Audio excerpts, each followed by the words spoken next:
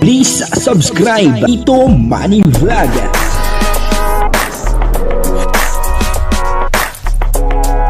Payagan po si Tito Manny Vlog na mag-reactor para pambiling gamot sa kanya pong karamdaman. Wala man siyang records ng ng awayan.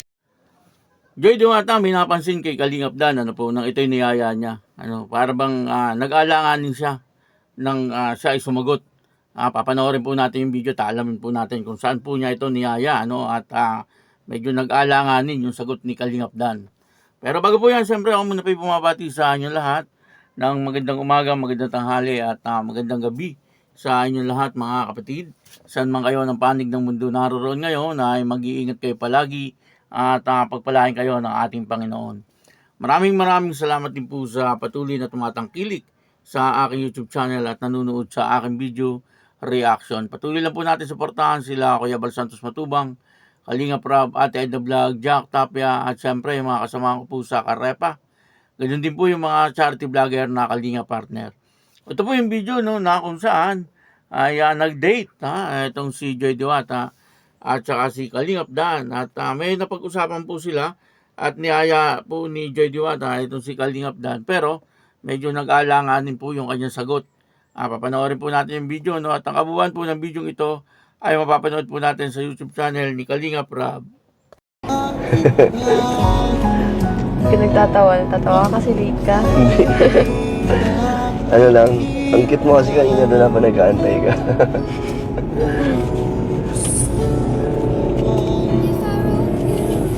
Saan tayo mapunta? Saan tayo? Secret. Basta, parang di ka pa nasanay dati. Sama ka lang.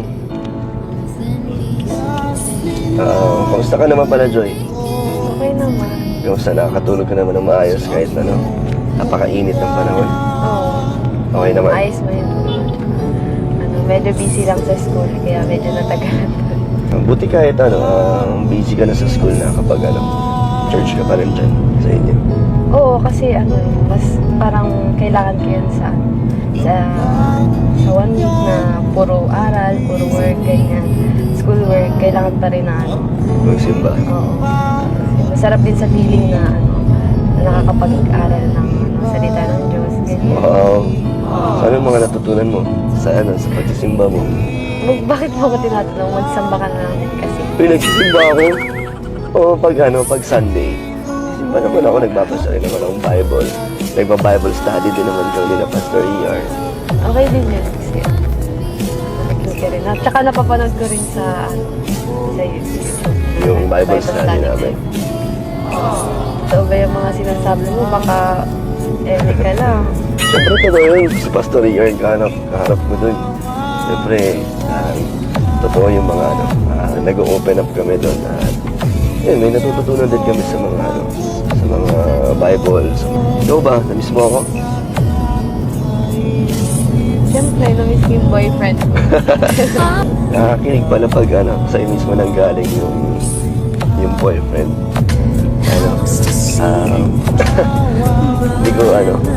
Hindi pa nagsisink in kasi.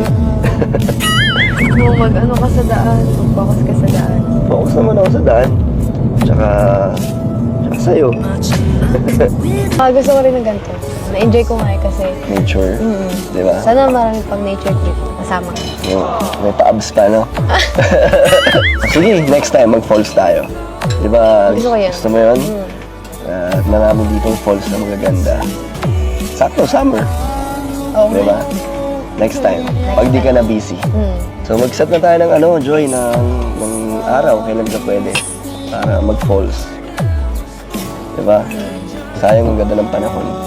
So, anong araw kaya? Ikaw, pwede. Weekend, Saturday, gano'n. Pwede ka? Hindi ako pwede yung Saturday.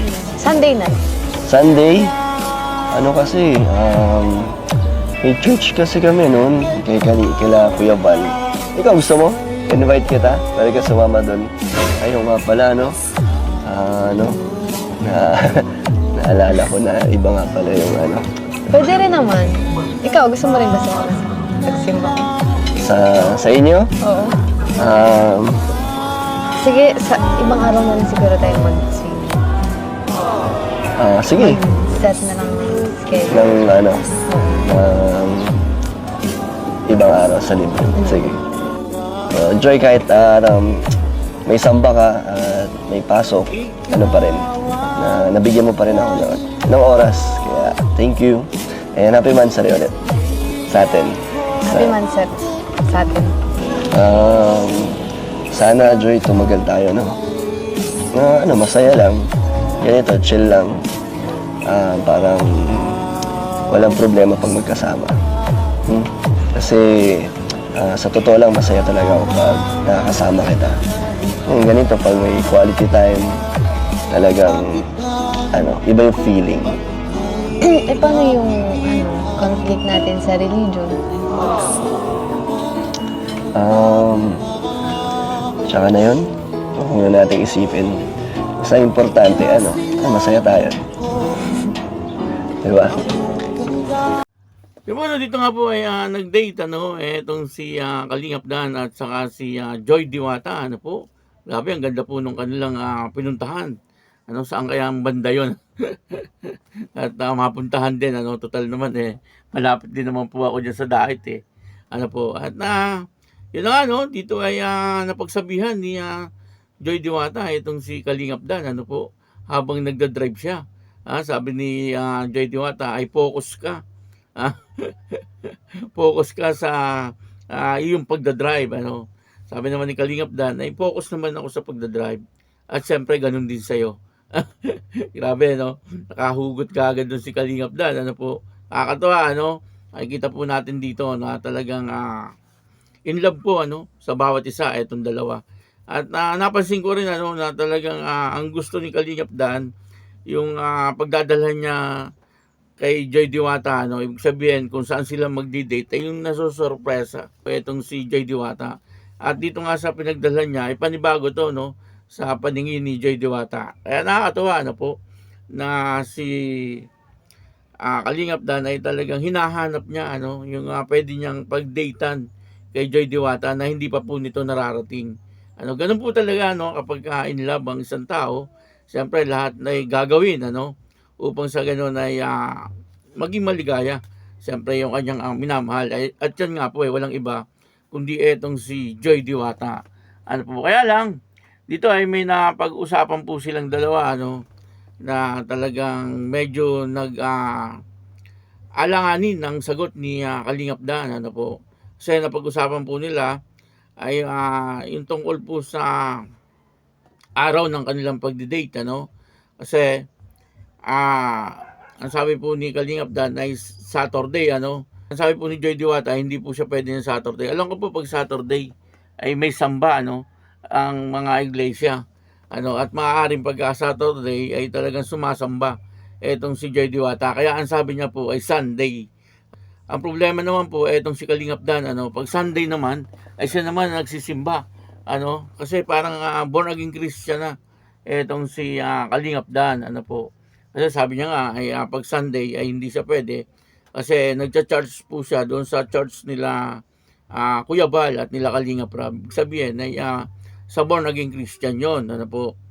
At medyo medyo hindi magkatugma ang araw kaya hindi po sila nagkasundo doon sa araw na kanilang pinag-uusapan. Kaya sabi po ni Kalingap Dan ay kung gusto daw po ni Joy Diwata ay sumama doon sa church pag Sunday. Okay lang naman po kay Joy Diwata Kaya lang ang naging problema nung si Kalingap Dan ang niyaya ni Joy Diwata ay medyo nag-aalanganin po si Kalingap Dan at halatang halata po siya doon. Kaya etong si Joy Diwata ay iniba na lang po ang usapan. Kumbaga ay doon ay parang manapansin ni Joy Diwata na medyo alanganin yung kanyang sagot.